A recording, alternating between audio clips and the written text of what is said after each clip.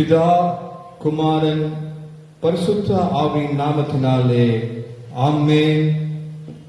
திருத்துவ பண்டிகையின் இந்த ஆராதனை வேளையில கர்த்தரை மகிமைப்படுத்தும்படியாகவும் இந்த ஆராதனைக்கு ஆரம்பமாகவும் கீர்த்தனை பாடல்களில் 19வது பாடல் சர்வலோகாதிபா நமஸ்காரம் சர்வ சிருஷ்டிகனே நமஸ்காரம் தரைகடல் உயிர்வான் சகலமும் படைத்த தயாபர பிதாவே நமஸ்காரம் என்ற பாடலை பாடுவோம்.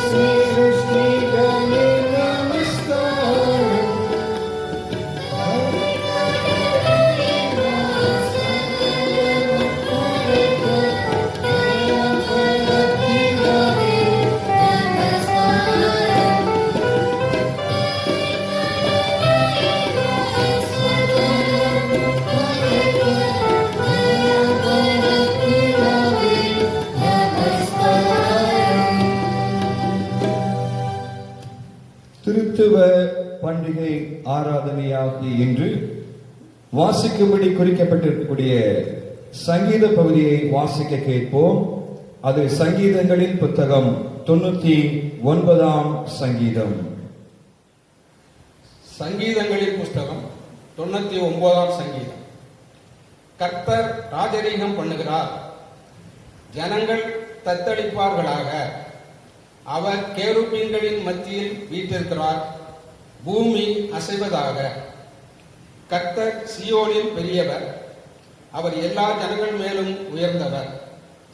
மகத்துவமும் பயங்கரவுமான உமது நாமத்தை அவர்கள் துதிப்பார்களாக, அது பரிசுத்தம் உள்ளது.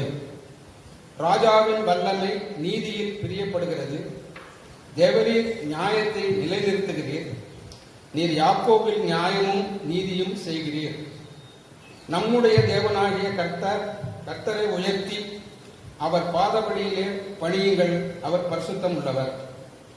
அவருடைய ஆசாரியரில் மோசேயும் ஆரோனும் அவர் நாமத்தை பற்றி கூப்பிடுகிறவர்களில் சாமுவேலும் கர்த்தரை நோக்கி கூப்பிட்டார்கள். அவர் அவர்களுக்கு மறு உத்தரவு அருளினார். மேக ஸ்தம்பத்திலிருந்து அவர்களோட பேசினார். அவர்கள் அவருடைய சாட்சி பிரமாணங்களையும் அவர் தங்களுக்கு கொடுத்த கட்டளையையும் கை கொண்டார்கள். எங்கள் தேவனாகிய கர்த்தாவே, நீர் அவர்களுக்கு உத்தரவு அருளினீர். நீர் அவர்கள் கிரியைகளின் நிமித்தம் நீதி சரிக்கட்டின போதிலும் அவர்களுக்கு மன்னிக்கிற தேவனாயிருந்தீர். நம்முடைய தேவனாகிய கர்த்தரை உயர்த்தி அவருடைய பரிசுத்த பர்வதத்துக்கு நேராக பணியுங்கள். நம்முடைய தேவனாகிய கர்த்தர் பரிசுத்தம் உள்ளவர் என்பது. பிதாவுக்கும் குமாரனுக்கும் பரிசுத்த ஆவிக்கும் மகிமை உண்டாவதாக, ஆதியிலும் இப்பொழுதும் எப்பொழுதுமான சதா காலங்களிலும் இருக்கிறபடியே ஆமென். மீண்டும் நாம் ஆண்டவரை மகிமைப்படுத்தும்படியாக ஞான பாடலிலே 90வது ஞான பாடலை நாம் பாடுவோம். ஞான பாடல் எண் 90வது ஞான பாடல். எல்லாம் படைத்த நமது தயாபர பிதாவுக்கு என்ற துவங்கும் பாடலிலே 3 கவிகளை நாம் பாடலாம்.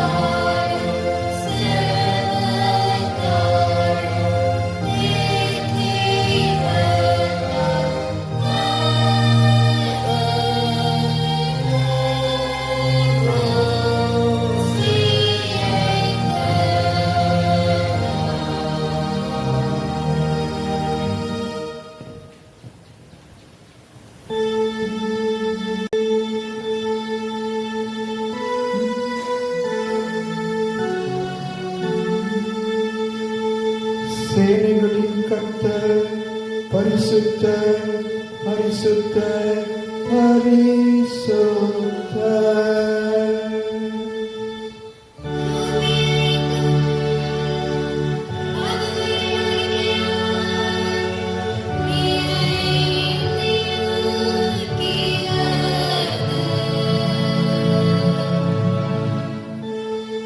அவர் அறிவில்லாதவரும் காணப்படாதவரும் ஒரே கடவுளுமாய் இருக்கிறார்.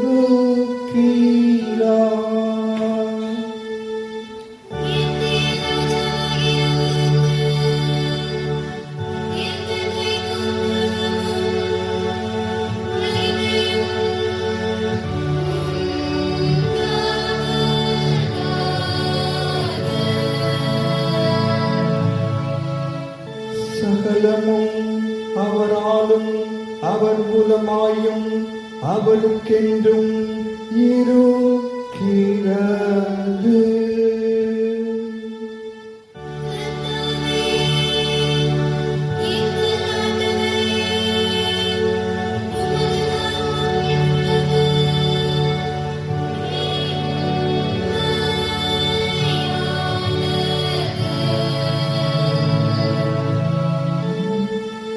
பிதாவுக்கும் குமாரனுக்கும் பரிசுத்த ஆவியானவருக்கும் மகிமை உண்டாவதாக.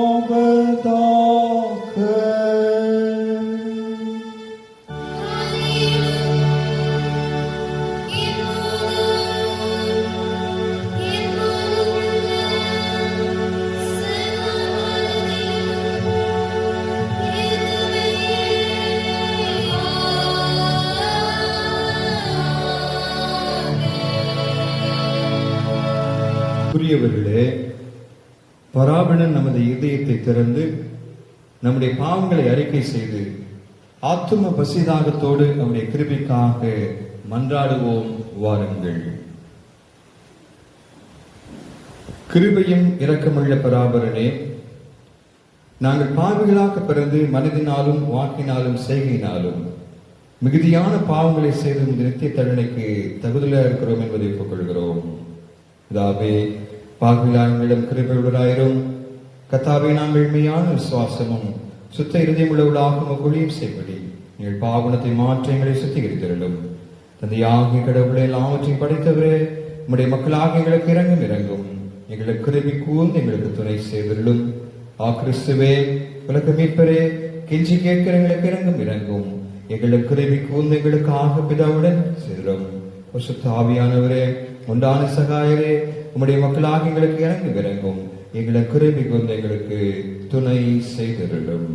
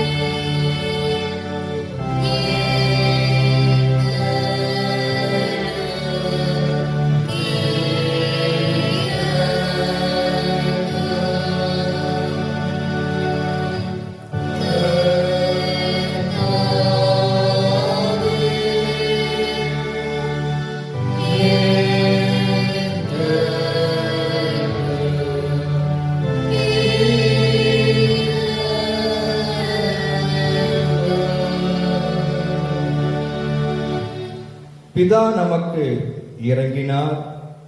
அவர் தம்முடைய ஒரே பேரான குமாரனிடம் விசுவாசம் கொள்ளுங்க வரும் கெட்டு அழிந்து போகாமல் நித்திய வாழ்வை பெறும்படி அவரை தந்தருளினார். இந்த அளவுக்கு அவர் உலகத்தின் மீது அன்பு கூர்ந்தார். அவருடைய திருநாமத்தை நாம் புகழ்ந்து துதிப்போம். வாருங்கள்.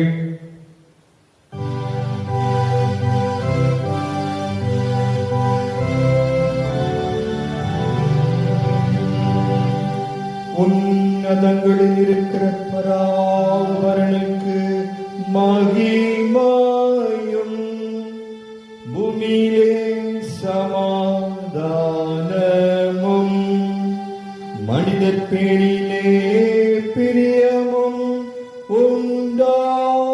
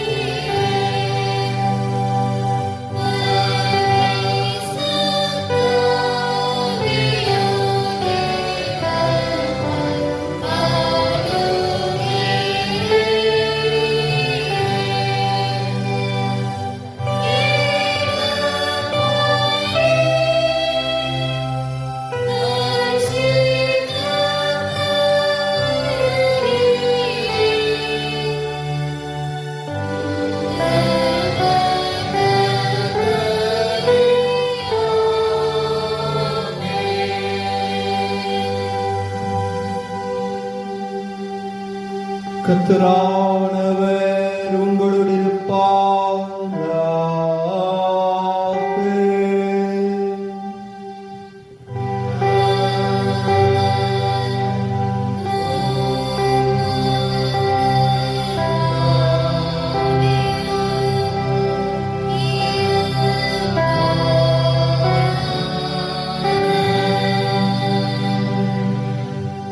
பிரார்த்தனை செய்வோமாக.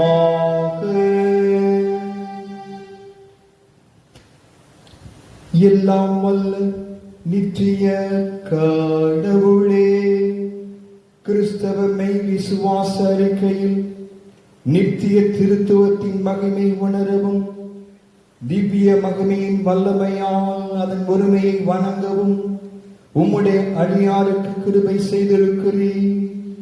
இந்த கிறிஸ்தவ விசுவாசத்தின் உறுதியின் மூலமாய் நாங்கள் விரோதமான யாவற்றினின்றும் காப்பாற்றப்படுமாறு அருள் புரிய வேண்டும் என்று உம்மோடும் பரிசுத்த ஆவியோடும் என்றென்றைக்கும் ஜீவித்து அரசாழ்கிற எங்கள் நாதர் இயேசு கிறிஸ்துவின் மூலமாய் உம்மை வேண்டிக் கொள்கிறோம்.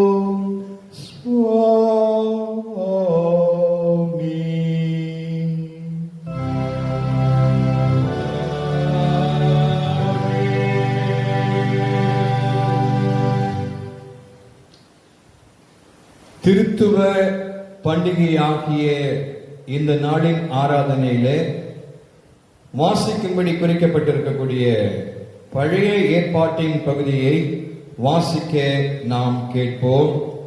அது எசேக்கியேல் தீர்க்கதரிசியின் தீர்க்கதரிசன புத்தகம் 18ஆம் அதிகாரம் வசனங்கள் 30 துவங்கி 32 முடிய. எசேக்கியேல் 18 30 32 வசனங்கள்.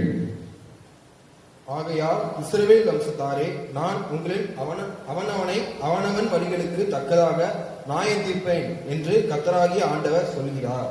நீங்கள் மனம் திரும்புங்கள், உங்களுடைய எல்லா மீறுதல்களையும் விட்டு திரும்புங்கள். அப்பொழுது அக்கிரமம் உங்கள் கேட்டுக்கு காரணமாயிருப்பதில்லை. நீங்கள் துரோகம் பண்ணின உங்களுடைய எல்லா துரோகங்களையும் உங்கள் மேல் இராதபடிக்கு விலக்கி, உங்களுக்கு புது இருதயத்தையும் புது ஆவியையும் உண்டு பண்ணி கொள்ளுங்கள். இஸ்ரவேல் வம்சத்தாரே, நீங்கள் ஏன் சாக வேண்டும்? மனம் திரும்புங்கள், அப்பொழுது பிழைப்பீர்கள். சாகிறவனுடைய சாலை நான் விரும்புவதில்லை என்று கர்த்தராகிய ஆண்டவர் சொல்லுகிறார். இருந்தவரும் இருக்கின்றவரும் வருகின்றவருமாகிய தேவனாகிய கர்த்தர் பரிசுத்த பரிசுத்த பரிசுத்த. மகிமையுள்ள கடவுளே, தேவனீர் பரிசுத்த. வல்லமையுள்ள ஆண்டவரே, நீர் பரிசுத்த. என்றென்றுமுள்ள ஆண்டவரே, நீர் பரிசுத்தர். ஆமென். இந்த நாளுக்காக குறிக்கப்பட்டிருக்கக்கூடிய நிருப பகுதியை நாம் வாசிக்க கேட்போம். அது பரிசுத்த பவுல் ரோமருக்கு எழுதின நிருபம் 11ஆம் அதிகாரம் வசனங்கள் 33 முதல் 36. ரோமர் 11 33 முதல் 36. தேவனுடைய ஐஸ்வர்யமும் ஞானம் அறிவு என்பவர்களின் ஆழம் எவ்வளவா இருக்கிறது! அவருடைய நியாய தீர்ப்புகள் அளவிடப்படாதவைகள், அவருடைய வழிகள் ஆராயப்படாதவைகள். கர்த்தருடைய சிந்தையை அறிந்தவன் யார்? அவருக்கு ஆலோசனைக்காரனாய் இருந்தவன் யார்? தனக்கு பதில் கிடைக்கும்படி முந்தி அவருக்கு ஒன்றை கொடுத்தவன் யார்? சகலமும் அவராலும் அவர் மூலமாயும் அவருக்காகவும் இருக்கிறது. அவருக்கு என்றென்றைக்கும் மகிமை உண்டாவதாக. ஆமென். கர்த்தர் தாமே இந்த திருவசனங்களை நம்முடைய இதயத்தில் நித்திய ஜீவனுக்கென்று உறுதிப்படுத்தி காப்பாராக. ஆமென்.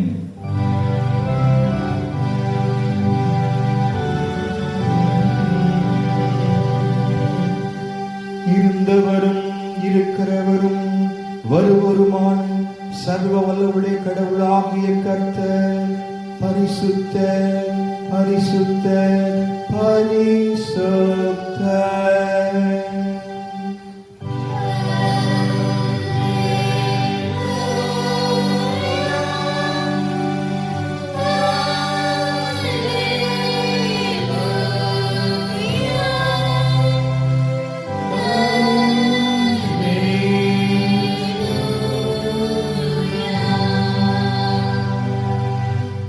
இந்த நாளுக்காக வாசிக்கும்படி குறிக்கப்பட்டிருக்கக்கூடிய சுவிசேஷ பகுதியையும் வாசிக்க நாம் கேட்போம்.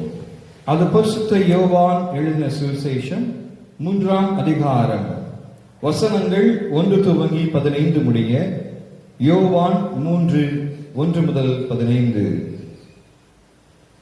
நிக்கோதேமு என்னும் ஒரு மனிதன் இருந்தான். அவன் பரிசேயன், யூதருடைய அதிகாரிகளில் ஒருவன். அவன் ராக்காலத்தில் அவரிடம் வந்து, ரவி, நீர் கடவுள் இடமிருந்து போதகராக வந்திருக்கிறீர் என்பது எங்களுக்கு தெரியும். கடவுள் தன்னோடு இருந்தால் அன்றி நீர் செய்கிற இந்த அடையாளங்களை எவனும் செய்ய முடியாதே என்றான். அதை கேட்ட இயேசு, ஒருவன் மறுபடியும் பிறவாவிட்டால் கடவுள் ராஜ்யத்தை காண முடியாதென்று மெய்யாகவே மெய்யாகவே உனக்கு சொல்லுகிறேன் என்றார். அதற்கு நிக்கோதேமு, ஒரு மனுஷன் முதிர் வயதாக இருக்கையில் எப்படி பிறக்கலாகும்? அவன் தன் தாயின் கர்ப்பத்திற்குள் 2ஆம் தரம் பிரவேசித்து பிறக்க கூடுமோ என்றான். அதை கேட்ட இயேசு, ஒருவன் ஜலத்தினாலும் ஆவியினாலும் பிறவாவிட்டால் கடவுள் ராஜ்யத்துக்குள் புக முடியாதென்று மெய்யாகவே மெய்யாகவே உனக்கு சொல்லுகிறேன். மாமிசத்தினால் பிறப்பது மாம்சம், ஆவியினால் பிறப்பது ஆவி. நீங்கள் மறுபடியும் பிறக்க வேண்டும் என்று நான் உனக்கு சொன்னதை பற்றி அதிசயப்பட வேண்டாம். காற்று தனக்கு இஷ்டமான இடத்தில் வீசுகிறது, அவன் சத்தத்தை கேட்கிறாய், ஆகிலும் அது எங்கிருந்து வருகிறது என்றும் எங்கே போகிறது என்றும் உனக்கு தெரியாது. ஆவியினால் பிறந்த எவனும் அப்படியே இருக்கிறான் என்றார். அதை கேட்ட நிக்கோதேமு, இவைகள் எப்படி ஆகும் என்றான். இயேசு அவனுக்கு சொன்னதாவது, இஸ்ரவேலின் போதகனாயிற்றே, இவைகளை அறியாயா? மெய்யாகவே மெய்யாகவே நான் உனக்கு சொல்லுகிறேன், நான் உங்களுக்கு தெரிந்ததை சொல்லுகிறோம். நாங்கள் கண்டதை பற்றி சாட்சி கொடுக்கிறோம். நாங்கள் கண்டதை பற்றி சாட்சி கொடுக்கிற சாட்சியை ஏற்றுக்கொள்வதில்லை. பூமியில் உள்ளவர்களை நான் உங்களுக்கு சொல்ல நீங்கள் நம்பாமல் போனால் பரலோகத்தில் உள்ளவர்களை உங்களுக்கு சொல்வேனே ஆகி எப்படி நம்புவீர்கள்? பரலோகத்திலிருந்து இறங்கிறவனாகி மனுஷகுமாரனே இல்லாமல் பரலோகத்துக்கு ஏறினவன் ஒருவனும் இல்லை. மோசே சர்ப்பத்தை வனாந்தரத்தில் உயர்த்தினது போல மனுஷகுமாரனும் விசுவாசிக்கிறவன் எவனும் அவருக்குள் நித்திய ஜீவனை பெறும்படி உயர்த்தப்பட வேண்டும் என்பதுவே.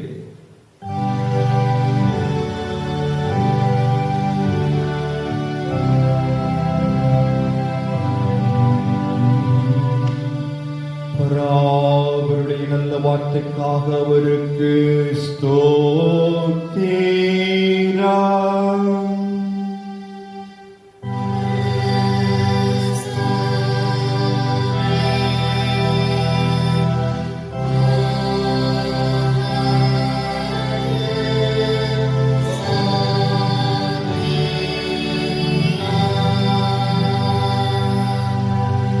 நாம் உலகெங்கிலும் அனைத்து திருச்சபை மக்களோடு ஒருமனப்பட்டவர்களாம் நம்முடைய விசுவாசத்தை அப்போஸ்தலர் விசுவாச பிரமாணத்தின் மூலம் அறிக்கை செய்வோம். வாருங்கள்.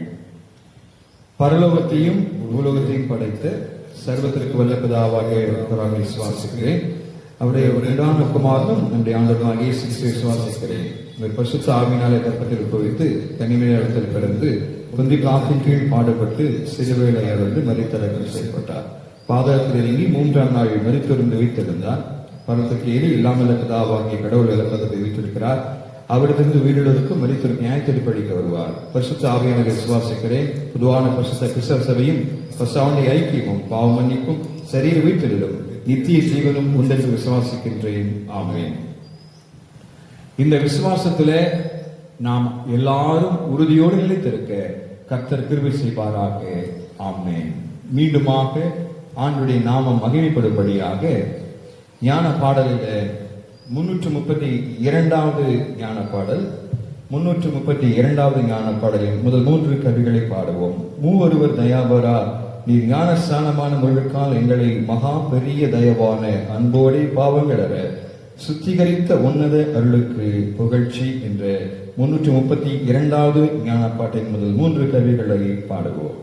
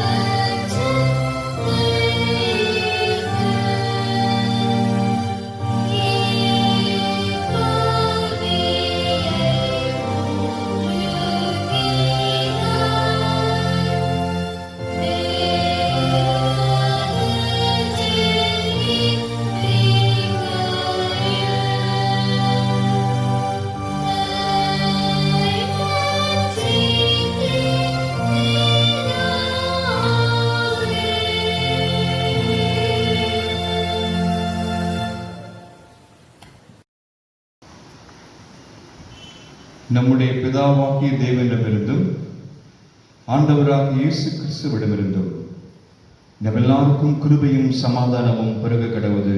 ஆமென்.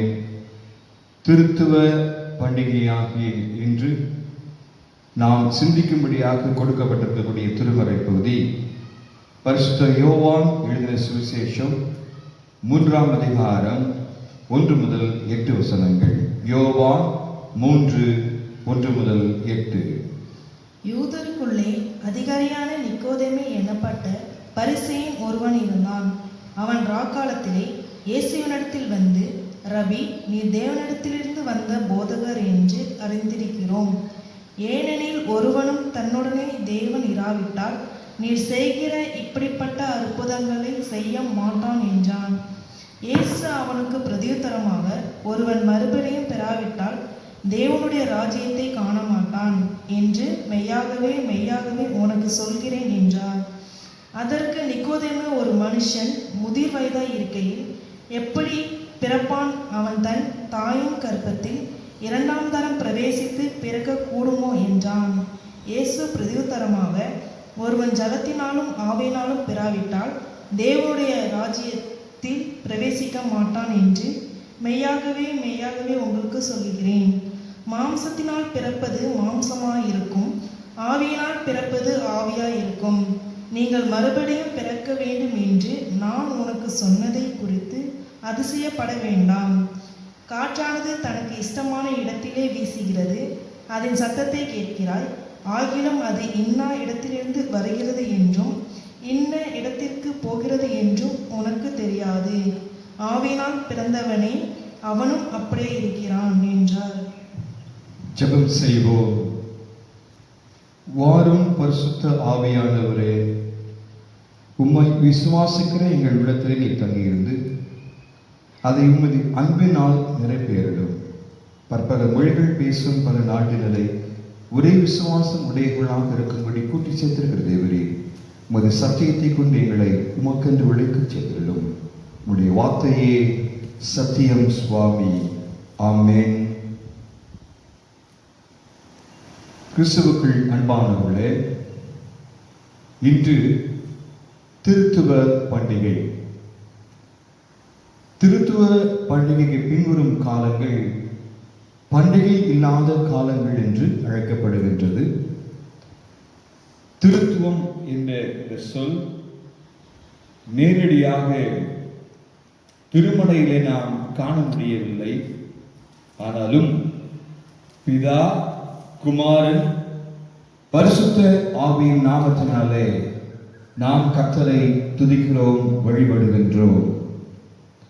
பழைய ஏற்பாட்டின் காலங்களிலே பிதா படைப்பாளராக வெளிப்படுகின்றார். இயேசு கிறிஸ்து மீட்பராக அவர் வெளிப்படுகின்றார். பெந்தேகோஸ்தே நாளிலே பரிசுத்த ஆவியராய் அவர் வெளிப்படுகின்றார். 3 நபர்களாக இருந்தாலும் கடவுள் ஒருவரே என்பதை நாம் அறிந்திருக்கின்றோம். பனிக்கட்டி, தண்ணீர், நீராவி பல நிலைகளிலே இருந்தாலும் அதனுடைய மூலக்கூறு ஒன்றுதான், H2O என்று நமக்கு தெரியும். இயேசு கிறிஸ்து ஒளிக்கதிராக இருக்கிறார். தூய ஆவி வெப்பமாக இருக்கின்றார். தந்தை சூரியனாக இருக்கின்றார். சூரிய ஒளியும் வெப்பமும் இருந்தால் அங்கு சூரியன் இருந்துதான் ஆக வேண்டும். சூரியன் இருந்தால் அதிலே ஒளிக்கதிரும் வெப்பமும் வெளிப்பட்டே ஆக வேண்டும். ஒன்றை ஒன்றும் நாம் பிரிக்க முடியாது என்பதை நாம் எல்லாரும் அறிந்திருக்கின்றோம். கிறிஸ்துவுக்குள் அன்பானவர்களே, அதே போலதான் நம்முடைய ஆண்டவர் திரியேக தெய்வம், பிதா, குமாரன், பரிசுத்த ஆவியானவராய் அவரை நாம் மகிமைப்படுத்துகிறோம். ஒரே கடவுளாக அவர் இருக்கின்றார்.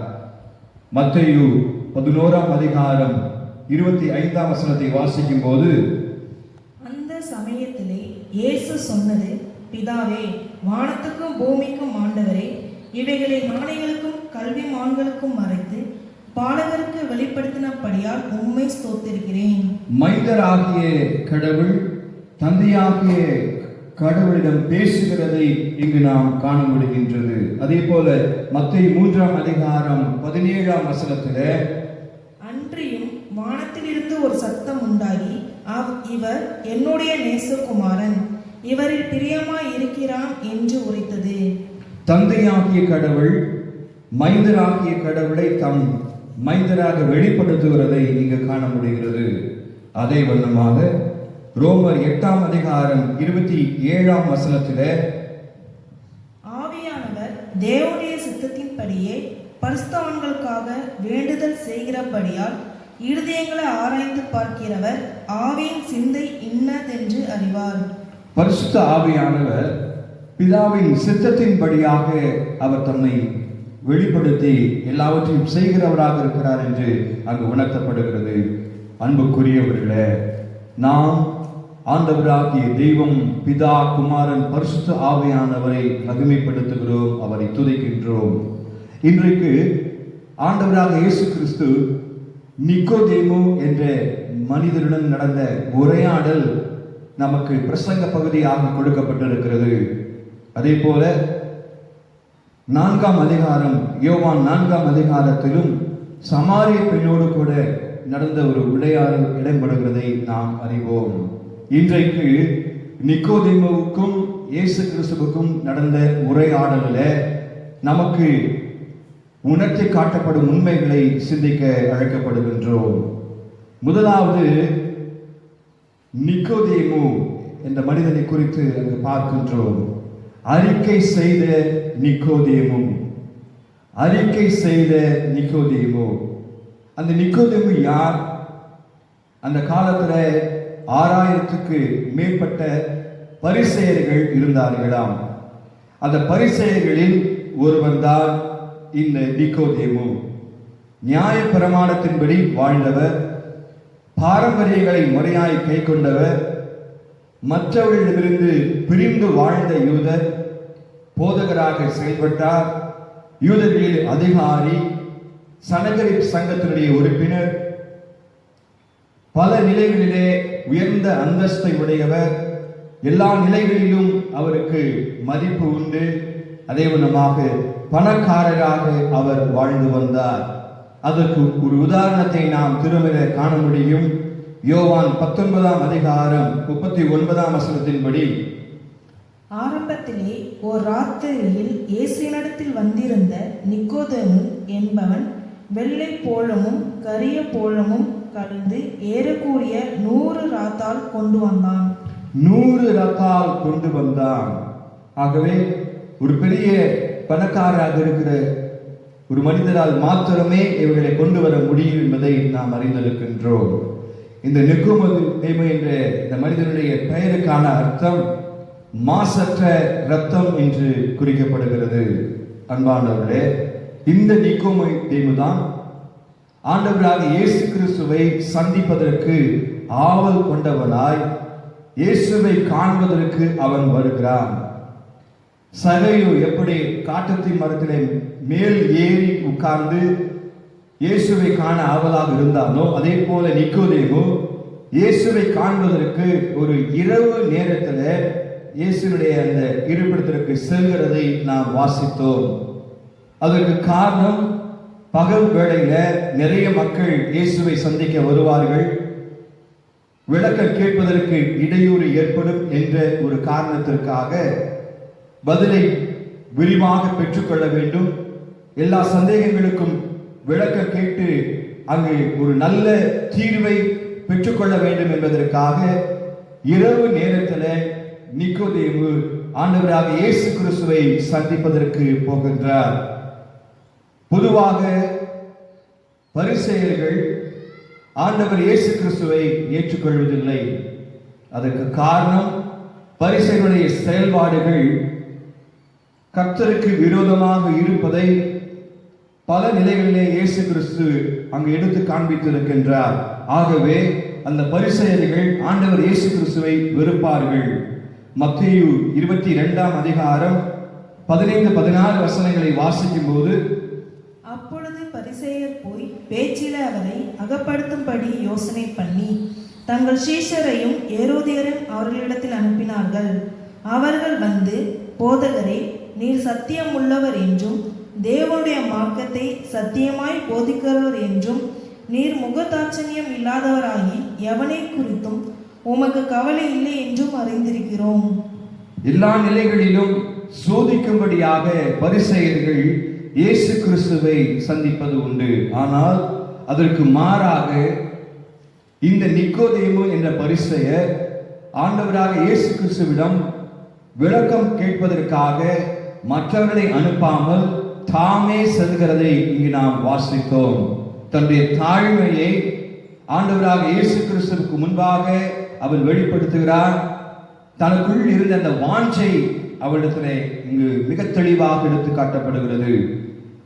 இயேசுவை காண வந்த நிக்கோதேமு விளக்க கேட்பதற்கு முன்பதாக ஒரு அறிக்கை செய்கின்றான். இயேசு கிறிஸ்துவே பிதாவிடத்திலிருந்து வந்தவர் என்பதை அங்கு உறுதிப்படுத்துகின்றான்.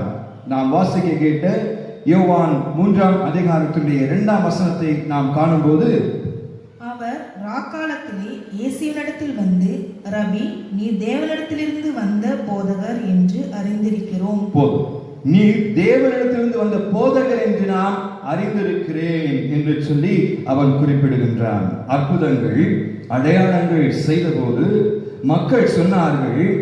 யோவான் 9ஆம் அதிகாரம் 33ஆம் வசனத்தில், பிறவி குருடனுடைய கண்களை ஒருவன் திறந்திருந்தான் என்று உலகம் உண்டானது முதல் கேள்விப்பட்டதில்லையா? ஆண்டவராக இயேசு கிறிஸ்து அங்கு பார்வையற்ற மனிதனுடைய கண்களை திறக்கிறார். மக்கள் எல்லாரும் ஆண்டவர் இயேசுவை குறித்து சாட்சி பகருகிறார்கள் என்பதை நாம் அறிந்திருக்கின்றோம். 4ஆம் அதிகாரத்தில் சமாரிய பெண்ணுடைய உரையாடலில் பார்க்கிற போது அந்த பெண் கடைசியில ஆண்டவராக இயேசு கிறிஸ்துவை உணர்ந்த பிறகு அவர் கிறிஸ்து தானோ என்று சமாரிய நாட்டிலே போய் தன்னுடைய மக்களிடத்திலே அறிவிக்கிறதை நாம் வாசிக்கின்றோம். அன்புக்குரியவர்களே, ஆண்டவராக இயேசு கிறிஸ்துவை குறித்து நிக்கோதேமு அவன் தேவனிடத்திலிருந்து வந்தவர் என்று சொல்லி அறிக்கை செய்தான். இன்றைக்கு நாமும் கூட ஆண்டவராக இயேசு கிறிஸ்துவை அறிக்கை செய்வதற்கு, அவரை மகிமைப்படுத்துவதற்கு முன்வர அழைக்கப்படுகிறோம். லூக்கா 23ஆம் அதிகாரம் 47ஆம் வசனத்துல, லூக்கா 23:47, நூற்றுக்கு அதிபதி சம்பவிப்பதை கண்டு மெய்யாகவே இந்த மனுஷன் நீதிபரனாய் இருந்தான் என்று சொல்லி தேவனை மகிமைப்படுத்தினான். இந்த மனிதர் மெய்யாகவே நீதிபரர் என்று சொல்லி இயேசு கிறிஸ்துவை அங்கு உணர்த்துகிறார்கள். அன்புக்குரியவர்களே, நாமும் நம்முடைய வாழ்க்கையில ஒவ்வொரு நாளும் ஆண்டவராக இயேசு கிறிஸ்துவை மகிமைப்படுத்தி அவரை உயர்த்த அழைக்கப்படுகின்றோம். அறிக்கை செய்த நிக்கோதேமு.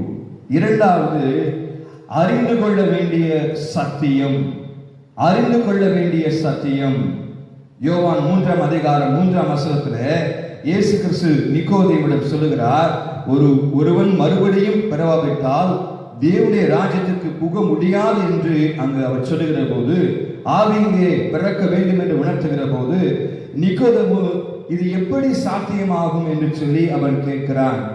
தாயின் வயிற்றில 2ஆம் தரம் பிரவேசித்து பிறக்க கூடுமோ என்று அவன் கேள்வி கேட்கிற போது, ஆண்டவராக இயேசு கிறிஸ்து சொல்லுகின்றார்.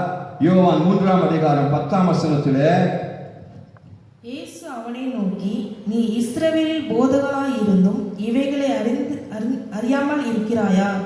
இஸ்ரவேலிலே நீ போதகனாக இருக்கிறாய், அநேகருக்கு கற்றுக் கொடுக்கிறாய், இவைகளை பற்றி நீ அறியாமல் இருக்கிறாயா என்று இயேசு கிறிஸ்து நிக்கோதேமை பார்த்து கேட்கின்றார்.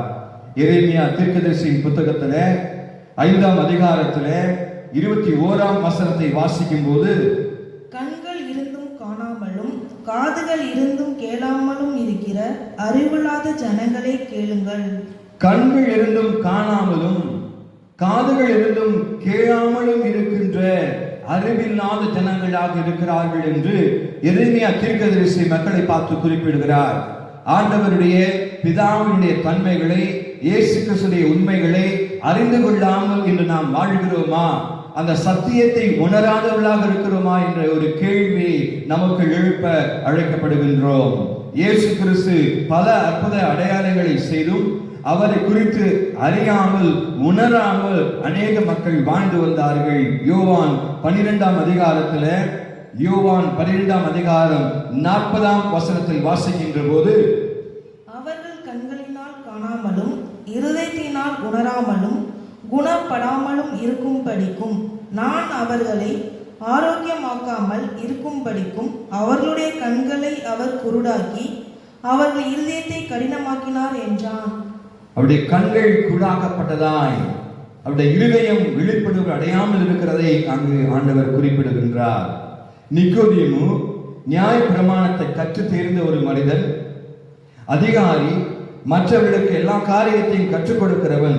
ஆனால் இங்கு வருகிற போது தன்னுடைய அறியாமையை அவன் அறிந்து அதை வெளிப்படுத்துகிறதை காட்டுகின்றோம். தன்னுடைய நிலைமையை அங்கு உணர்கிறதை ஆண்டவர் அவனுக்கு சுட்டி காட்டுகிறவராக இருக்கின்றார். பல ஆண்டுகளாக நாமும் ஆலய ஆராதனையிலே பங்கு பெறுகின்றோம். எல்லா நிலைகளிலும் நாம் ஆலய ஆராதனையிலே எல்லா நிலைகளிலும் அதை உணர்ந்திருக்கிறோம். ஆனால் உண்மையாக வசனத்துடைய ஆழத்தை, அந்த வசனத்துடைய பின்னணியை, ஆண்டவர் இயேசு கிறிஸ்து எதற்காக இந்த வசனத்தை நமக்கு கற்றுக் கொடுத்திருக்கிறார் என்பதை உணராமல் அறியாமல் இருக்கின்றோமா என்பதை சிந்தித்து பார்க்க நீங்களும் நானும் அழைக்கப்படுகின்றோம். யோவான் 7ஆம் அதிகாரத்தில் 50 முதல் 52 வசனங்களை வாசிக்கும் போது, ராத்திரியில் அவர்களிடத்திலிருந்து வந்தவனும் அவர்களுள் ஒருவனுமாகிய நிக்கோதேமு என்பவன் அவர்களை நோக்கி, ஒரு மனுஷன் சொல்வதை கேட்டு அவன் செய்களை அறிகிறதற்கு முன்னே அவனை ஆக்கணைக்குட்படுத்தாமல் என்று நம்முடைய நியாயப்பிரமாணம் சொல்லுகிறதா என்றான். அதற்கு அவர்கள், நீரும் கலிலேயாவில் இருந்து ஒரு தீர்க்கதரிசி எழுப்புகிறது இல்லை என்பதை ஆராய்ந்து பாரும் என்றார்கள். ஆராய்ந்து பாரும் என்றார்கள். நிக்கோதேமு அங்கு இயேசு கிறிஸ்துவை மற்றவர்கள் குற்றப்படுத்துகிற போது இவன் நியாயப்பிரமாணத்தில் சொல்லப்பட்டிருக்கிறதா என்ற ஒரு கேள்வியை எழுப்புகிறதை நாம் அங்கு வாசித்தோம். அன்பானவர்களே, அறிந்து கொள்ள வேண்டிய சத்தியம், அந்த நிக்கோதேமு தன்னுடைய அறியாமையை உணர்ந்து அவன் தன்னை அர்ப்பணிக்கின்றவனாக இருக்கிறான், பின்பு மனமாற்றம் அடைகிறான் என்பதையும் ஆண்டவர் நமக்கு உணர்த்துகிறவராக இருக்கின்றார். மூன்றாவதாக, அனுபவிக்க வேண்டிய தேவ சித்தம். அனுபவிக்க வேண்டிய தேவ சித்தம். நாம் மறுபடியும் பிறக்கும்படி அந்த அனுபவத்தை நாம் பெற வேண்டும் என்று சொல்லி தேவாதி தேவன் விரும்புகிறவராக இருக்கிறார். 7ஆம் வசனத்திலே, யோவான் 3:7 நாம் அதை காண்கின்றோம்.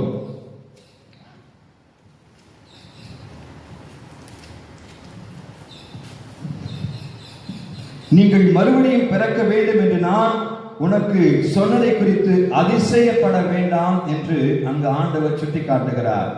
தாயின் கற்பத்திலிருந்து பிறப்பது முதற் பிறப்பு, பரிசுத்த ஆவியினால் பிறப்பது தான் மறுபிறப்பு. அப்படிப்பட்ட அந்த ஆவிக்குரிய அனுபவம் நமக்கு தேவை என்பதை ஆண்டவர் நமக்கு தெளிவாக அங்கு காண்பிக்கின்றார்.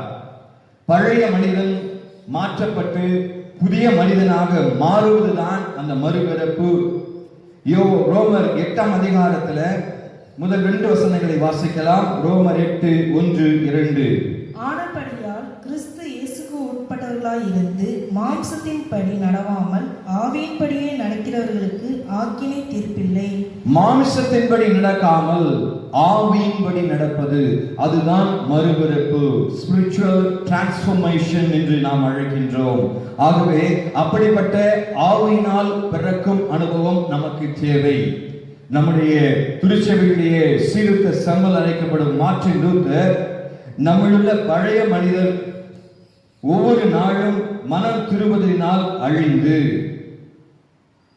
சாகவும் புதிய மனிதன் நாளுதோறும் உயிர் பெற்று வர வேண்டும் என்று சொல்லி அவர் எழுதுகின்றார். அப்படிப்பட்ட ஒரு ஆசீர்வாதம் நமக்கு தேவை என்றால் பழைய சிந்தனைகள் மாற்றப்பட்டு புதிய சிந்தனைகளோடு கூட நாம் வாழ வேண்டும். அதுதான் மறுபிறப்பு. மாம்ச சிந்தை அழிக்கப்பட்டு ஆவிக்குரிய சிந்தையோடு வாழ்வதுதான் மறுபிறப்பு என்பதை ஆண்டவர் நமக்கு தெளிவாக எடுத்துரைக்கின்றார்.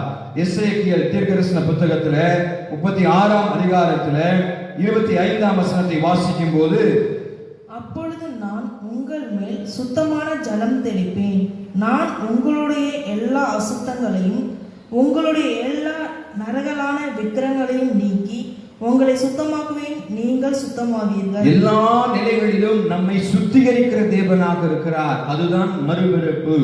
நம்மில் காணப்படுகின்ற அசுத்தங்கள் அகற்றப்படுவதற்கு நாம் ஒப்பு கொடுக்க வேண்டும். அப்பொழுதுதான் அந்த ஆவிக்குரிய பிறப்பின் அனுபவத்தை நாம் பெற்றுக்கொள்ள முடியும் என்பதை நாம் அறிந்து கொள்ள அழைக்கப்படுகிறோம்.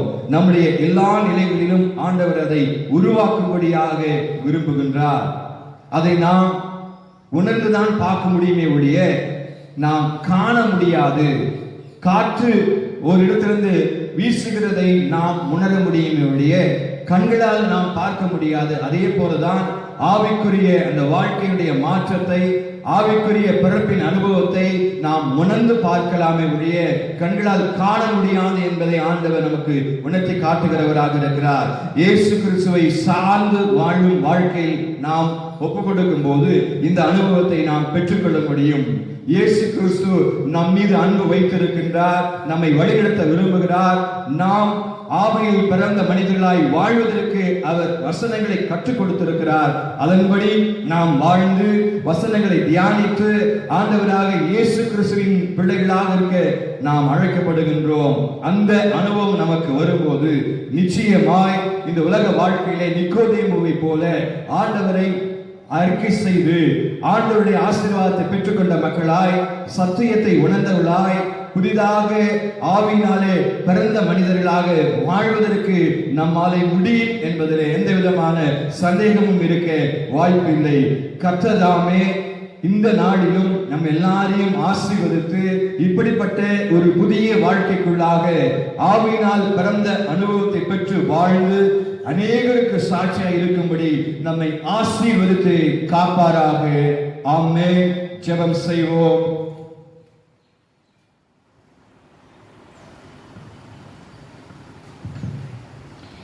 அன்புக்குரியவர்களே, கடவுள் தமது பரிசுத்த வார்த்தையை இப்போது நமக்கு மறுபடியும் அருளினபடியால் நாம் அவருக்கு ஸ்தோத்திரம் செலுத்துவோமாக. அவருடைய வார்த்தையை நாம் மனமாற ஏற்றுக்கொண்டு அதை கடைபிடித்து நடந்து நற்கனியை தரும்படி நமக்கு ஆன்ம பலத்தை அருளுமாறு நாம் ஆண்டவரை நோக்கி மன்றாடுவோமாக. மேலும் நமது சபையிலும் நோய், வறுமை முதலியவற்றால் வருந்துவோரையும் தங்களுக்காக செய்வதை கேட்டுக்கொண்டவரையும் கடவுள் முன்னிலையை நாம் நினைவு கூறுவோமாக. கிறிஸ்துவின் நாமத்தை துதிக்கும் முதலின் கனியாக ஸ்தோத்திர பலி அவர் மூலமாய் கடவுளுக்கு எப்போதும் செலுத்துவோமாக. நன்மை செய்வோம். உங்களுடைய உள்ளதை பிறரிடம் பகிர்ந்து விடவும் வருவாதீர்கள். இப்படிப்பட்ட பலிகளே கடவுளுக்கு உகந்தவை. நன்மை செய்வதில் சோர்ந்து போவதற்கமாக நாம் மனம் தராதிருந்தால் ஏற்ற காலத்தில் அறுவடை செய்வோம். ஆகையால் நமக்கு வாய்ப்பு கிடைப்பதற்கு ஏற்றவாறு யாவருக்கும் முக்கியமாக விசுவாச குடும்பங்களுக்கு நன்மை செய்வோமாக. பராவனை சொல்லுக்கடலாகியவுக்காக ஒரு ஸ்தோத்திரம். நம்முடைய ஆண்டவராகிய சிக்ஷன் பிதாவாக்கி கடவுள் என்பவர் சாவடி ஐக்கியம் நம் அனைவரோடு கூட இருப்பதாக. ஆமென். மீண்டும் ஆண்டோடைய நாம மகிமைப்படும்படியாக ஞான பாடலிலே 389வது ஞான பாடல். தூய தூய தூயா சர்வ வல்ல நாதா, தேவருக்கு எந்நாளும் சங்கீதம் ஏறுமே. தூய தூய தூயா மூவரான ஏகா காருண்ய தூய தெய்வமும் நீரே என்ற பாடலில் 3 கவிகளை பாடுவோம்.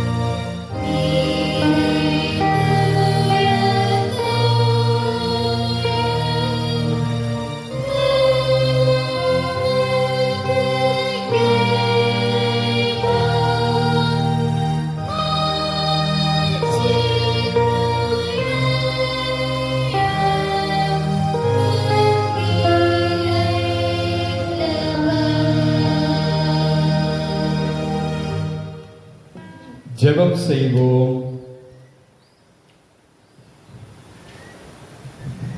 அன்புள்ள பராபரனே, எங்கள் ஒன்றான மீட்பரின் பிதாவே, இந்த உலகத்தில் உள்ள திருச்சபையை நீர் கண்ணோக்கி ஆசீர்வதியும். தமிழ் சுவிசேஷ லுத்தரன் திருச்சபை மக்களாகிய நாங்கள் உறுதியான போதனைக்கு துணை புரியும். எங்கள் பேராயர் குருவானவர்கள், ஆலோசனை சங்கத்தின் மக்கள் மற்றும் எங்கள் சபையிலும் சபை நிறுவனங்களில் உழைக்கின்றவர்களையும் பிற இடங்களிலே வேலை செய்கிற எங்கள் சபையாரையும் உடைய பரிசுத்த ஆவியால் நிரப்பி அவர்கள் ஊழியத்தை ஆசீர்வதியும். எல்லாரையும் மீட்க வல்ல உமது நற்செய்தி எங்கும் பரவும்படி செய்து பிற மதத்தினர் எல்லாரையும், முக்கியமாக எங்கள் ஊராரையும் நாட்டினரையும் தேவேறு உம்மிடம் திருப்பியருளும். நாங்கள் உம்மை உறுதியாக விசுவாசித்து உம்மிடமும் எல்லா மனிதரிடமும் அன்பு கூறுவதற்கு எங்களுக்கு துணை புரியும். அறுவடையின் ஆண்டவரே, உமது அறுவடைக்கு உண்மையும் நேர்மையுமான ஊழியரை எங்கள் இடையே அனுப்ப வேண்டிக் கொள்ளுகின்றோம். திருப்பணிக்கென்று பயிற்றுவிக்கப்படுகிற மாணவர்களையும் அவர்களுக்கு போதிக்கும் ஆசிரியர்களையும் உமது ஆவியால் நிரப்பியருளும். உமது அறுவடைக்கென்று அனுப்பப்பட போகும் இந்த புது ஊழியரை கொண்டு எங்கள் சபைகளுக்கும் நாட்டிற்கும் ஆசீர்வாதம் பெருக செய்யும். உலக அதிகாரிகள் எல்லாருக்கும், எங்கள் குடியரசின் தலைவருக்கும் அவர்களை சேர்ந்த யாவருக்கும் தேவையான எல்லா வரங்களையும் நன்மைகளையும் கொடுத்தருளும். எங்கள் நாட்டை ஆழ்வோர் நியாயமானதை செய்து நீதியை நிலைநாட்டவும், நலமானவற்றை செய்து நாட்டை முன்னேற்றம் அடைய செய்யவும் அவர்களுக்கு வழிகாட்டியருளும். நாங்கள் பாவமான யாவற்றையும் வெறுத்து உம்முடைய சித்தத்தை நிறைவேற்றவும், நேர்மையான குடிமக்களாக வாழ்ந்து பிறருக்கு நன்மை செய்யவும் எங்களுக்கு துணை புரியும். எங்களிடையே இருக்கிற ஏழைகள், நோயாளிகள், கர்ப்பவதிகள், மரண அவசரம் இருக்கிறவர்கள், பல வகையான இக்கட்டுகளில் அகப்பட்டிருக்கிறவர்கள், கிறிஸ்தவர்களாக இருப்பது நிமித்தம் துன்புறுத்தப்படுகிற ஆகிய எல்லாருக்கும் உம்முடைய ஆவியானவரை கொண்டு ஆறுதலும் ஆத்தும பலமும் அளித்தருளும். பரமபிதாவே, நாங்கள் மிகுதியான பாவங்களை செய்தவர்களாக இருப்பதினால் உம்மிடமிருந்து எந்த வகையான நன்மையும் பெற தகுதியற்றவர்களாக இருக்கிறோம். என்றாலும் எங்கள் மீட்பராக இயேசு கிறிஸ்துவின் நிமித்தம் தேவரீர் எங்கள் பாவங்களை மன்னித்து எங்கள் விண்ணப்பங்களுக்கு செவிசாய்த்திட வேண்டும் என்று உம்மை வேண்டிக் கொள்ளுகிறோம்.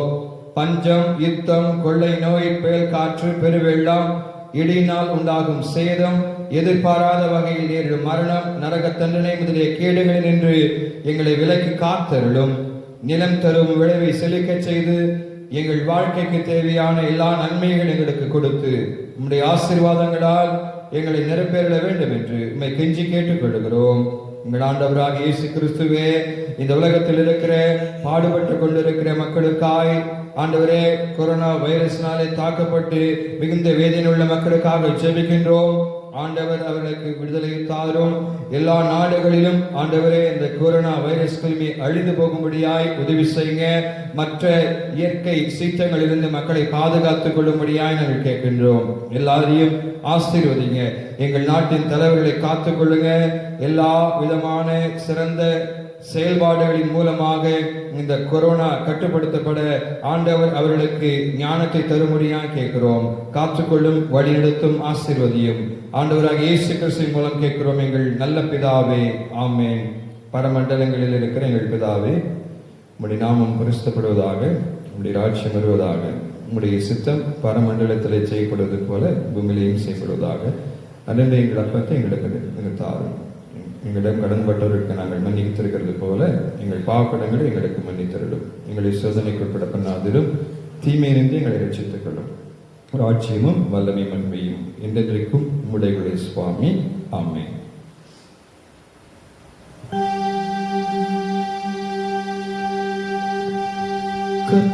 கர்த்தரானவர் உங்களோடு இருப்பாராக.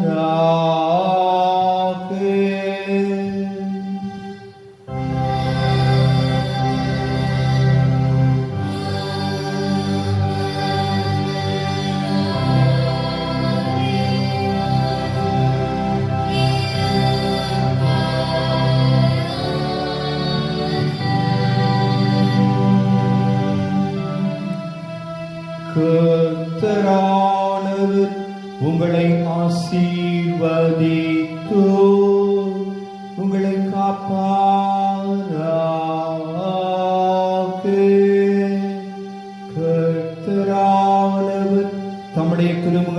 உங்களுக்கு பிரகாசிக்க செய்து உங்களிடம் கிருபை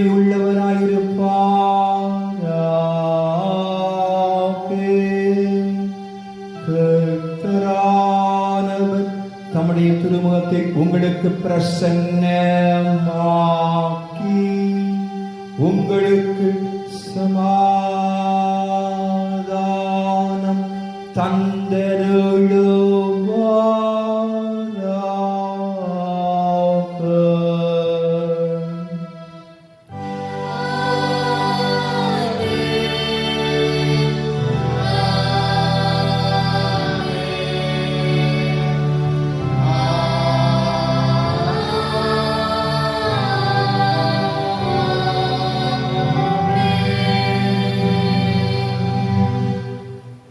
நிறைவு பாடலாக ஞான பாடலின் 6ஆம் ஞான பாடலின் 4ஆம் கவியை பாடுவோம். ஒன்றாக ஆண்டிருக்கிற திரியேக தெய்வமாகிய பிதா குமாரன் ஆவிக்கும் ஸ்தோத்திரம் உண்டாகவும் என்ற 6ஆம் ஞான பாடலின் 4ஆம் கவியை பாடுவோம்.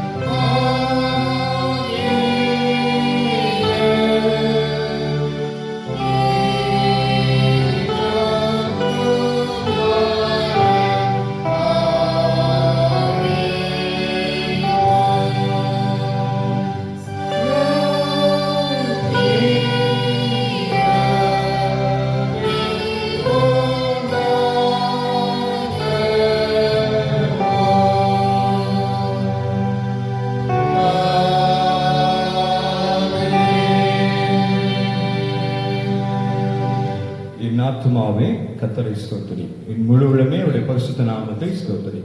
என் ஆத்துமாவே கர்த்தரை ஸ்தோத்திரி, கர்த்தர் செய்த சகல உபகாரங்களையும் மறவாதே. ஆமென். கர்த்தருக்கு ஸ்தோத்திரம்.